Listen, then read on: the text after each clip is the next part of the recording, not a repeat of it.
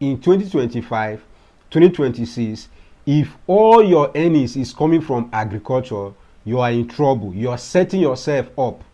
So while I was running my commercial farm, everything was going on well. I invested all my money in agriculture. If 1 kobo will enter my hand, I'll go and buy another machine. If $1 enter my hand, I'll go and set up another agricultural business. So at the end of the day, 100% of my money was invested in agriculture.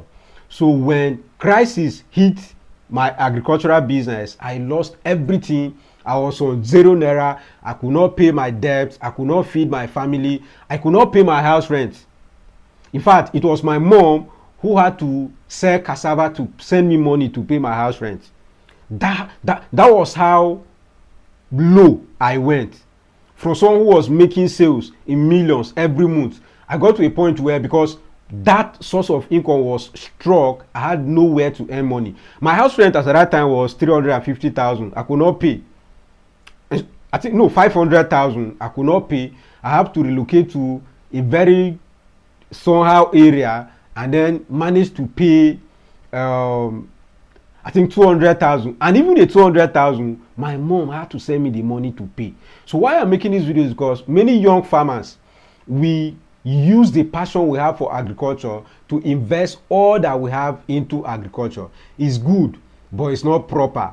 So if you have your earnings, you have your money, you want to invest in agriculture, part of that money should be in a different sector. Not you starting a fish farm thinking that, okay, poultry will be giving me money, fish will be giving me money. You are all in agriculture. Now look at what we are facing currently in Nigeria. A simple government policy that say, okay, import grains into the country. It has affected what is not even grain in agriculture. Many people who do storage of things like cassava, our government is not importing cassava. So why the loss? Because it was agricultural sector. Now people who are into real estate, I'm not sure importation of grains affected their business. They are still making their profit. People who invested in transport, they are still making their profit. Importation of grains did not affect their business.